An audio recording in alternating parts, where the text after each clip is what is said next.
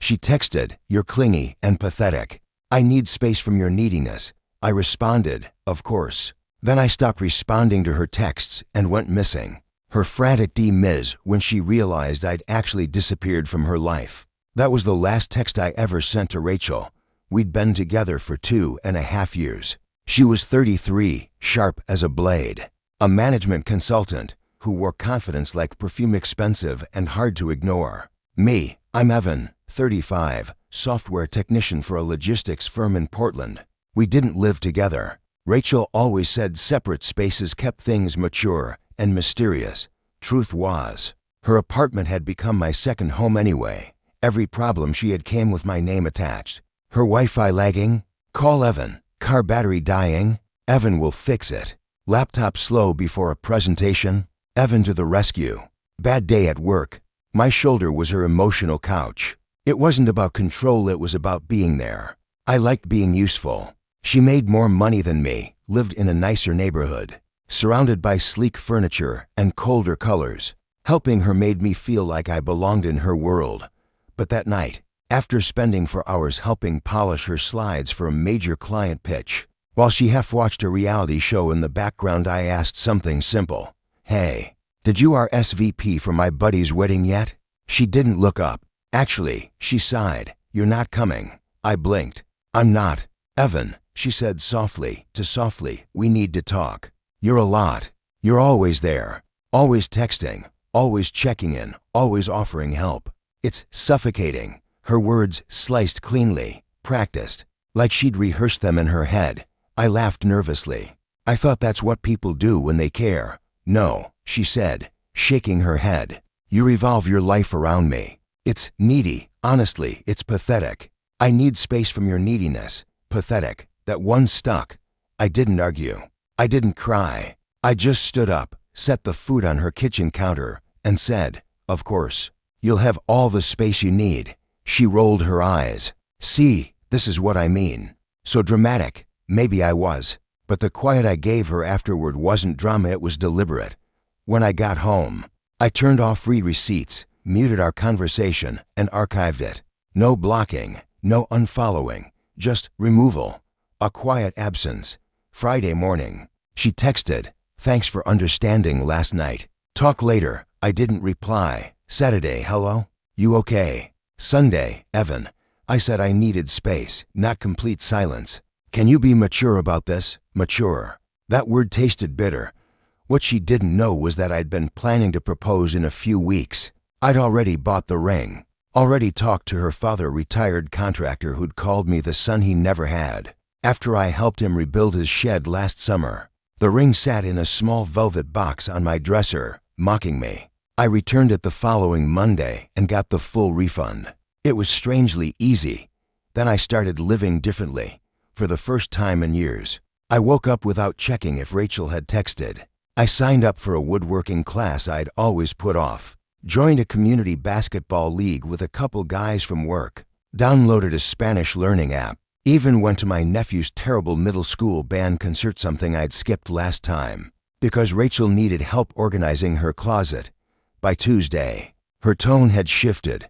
"Are you seriously giving me this silent treatment? This is childish. Fine, be that way.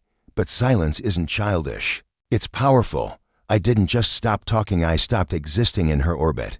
I removed myself from her Netflix account, which I paid for, canceled her grocery subscription, logged her out of my Spotify and Disney Plus family plans. All those accounts she couldn't be bothered to set up herself. Wednesday afternoon, the texts turned frantic. "Why can't I access Netflix? Evan, did you change the password?" "This is petty." That night, she messaged again, "My car is making that sound again. Can you at least tell me what you did last time?" I didn't answer. Instead, I went to a comedy show with my sister, laughed harder than I had in months, and posted nothing about it. No stories, no photos. Just lived. By the end of the first week, my silence had become louder than any argument we'd ever had. Week 2 came quietly like fog rolling over the bay, unnoticed until it surrounded everything. Rachel's texts didn't stop.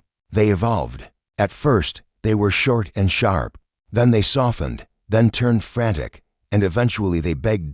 By that second Tuesday, I had 17 unread messages, all from her. Evan, please. I know you're seeing this. I'm sorry for what I said. You're being emotionally cruel. If you don't answer, I'll call the police and report you missing. That one almost made me laugh. I wasn't missing, I was just gone from her life. There's a difference. She wasn't used to me being unavailable. For 2.5 years, I'd been her emergency contact for everything literally. Apartment repairs, car trouble, IT issues. Her building manager even had my number on file. That Wednesday, the maintenance guy, Luis, texted me, "Hey man, Rachel said your number might have changed. She's got an issue with the AC again." I texted back, "Hey Luis, I'm no longer available for that. Please reach out to Rachel directly."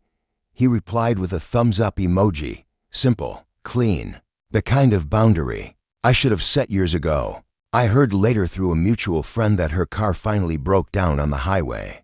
The same sound I'd been fixing for months had turned into an $1,800 repair.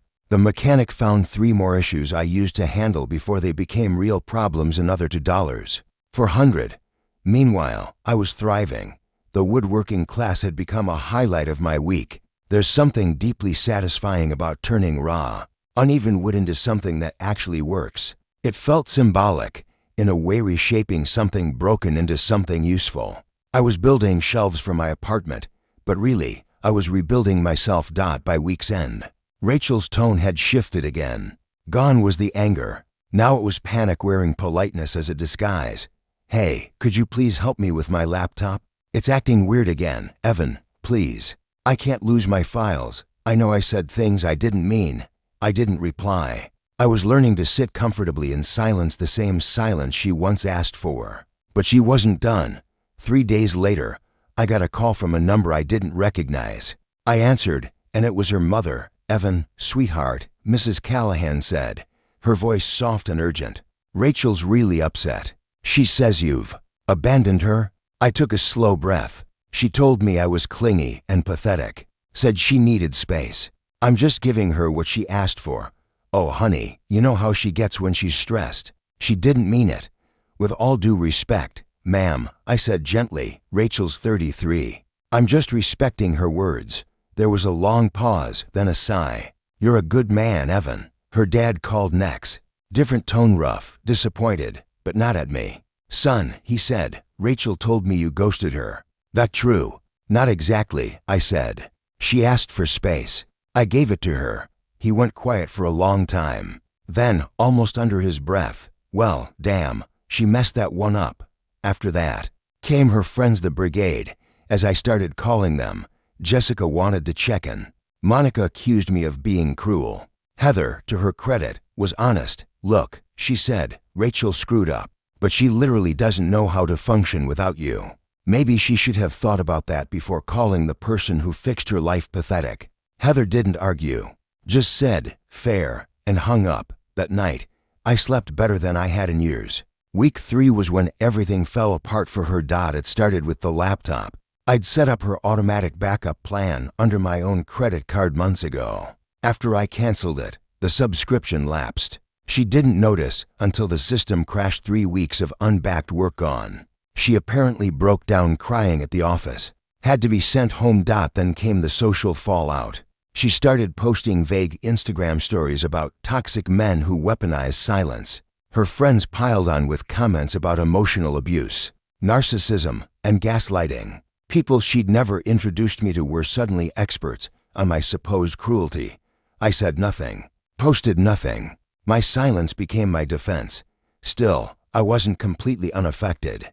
There were moments late at night, when the house was too quiet, when I caught myself scrolling through old photos, remembering how easily she used to smile. There was love there, once, real love, but it was built on dependency, not partnership, and that foundation had cracked a long time ago. One night, she came to my apartment. It was 11:08 p.m. The pounding on my door started slow, then violent. "Evan, I know you're in there.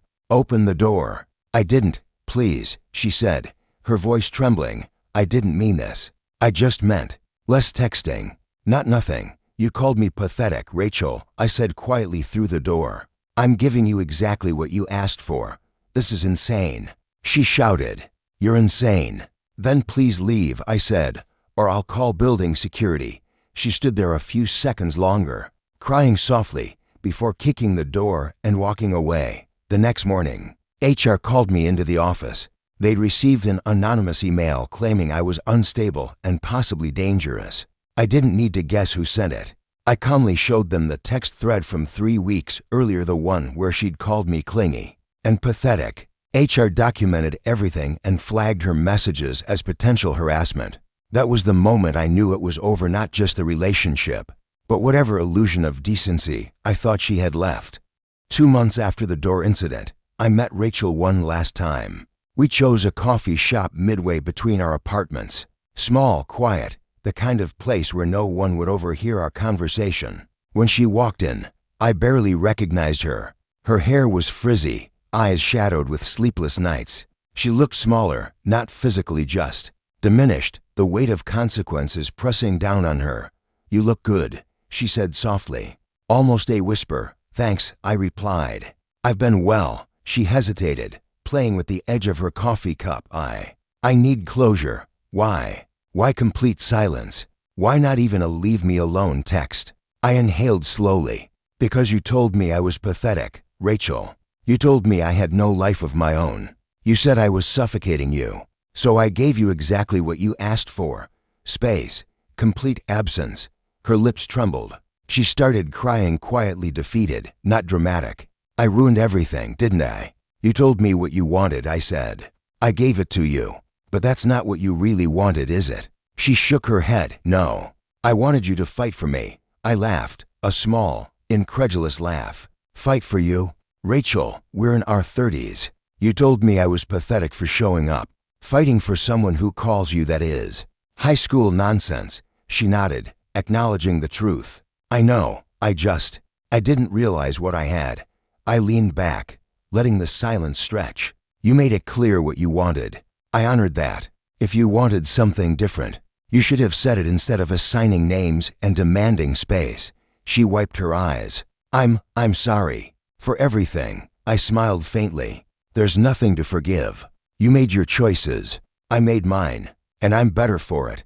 She looked down, voice breaking. "Evan, you weren't pathetic. You were perfect." I shook my head. "No, I wasn't perfect. I was present. That should have been enough. But it wasn't enough for you. And that's your lesson, not mine." We parted with a quiet understanding. No promises, no hugs, no lingering glances.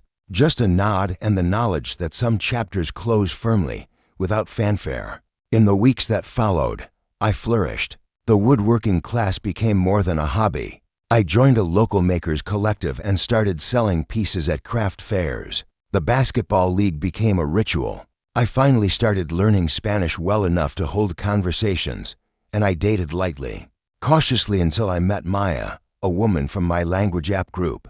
She's funny, warm, independent. We support each other, not rely on each other as crutches. She makes enchiladas that make you cry happy tears. Being with her feels like partnership, not duty. I kept hearing bits about Rachel through mutual friends, therapy, downsizing her apartment, selling her BMW after mounting repairs she couldn't afford, work struggles, the consequences of having leaned on someone else for years, instead of taking responsibility for herself. Sometimes I feel a pang of sadness, not for me, but for her, because love isn't about availability. It's about reciprocity. It's about showing up and being appreciated. I was available. I showed up. She didn't appreciate it. I've learned something essential. The right person doesn't see your care as a burden. They don't call your help pathetic. They match your energy, respect your presence, and never make you feel small for giving love. Rachel wanted space. She got all of it forever. And in that emptiness, I suspect she realized the weight of what she took for granted. Me. I'm too busy living my life. Wood shavings on the floor, basketball bruises on my knees, laughter with someone who values my presence, not my utility. The hardest lesson wasn't ignoring her texts, dodging her calls, or stepping away. The hardest part was realizing that someone you love can see your care as weakness, and that being reliable can be mistaken for being boring. But in that realization, I found freedom. To anyone in a similar situation, if someone says you're too much for loving them, believe them. then become nothing to them at all. Life is better when your presence is a gift, not a burden. And for me, I'm thriving, balanced, fulfilled, non-pathetic, truly alive.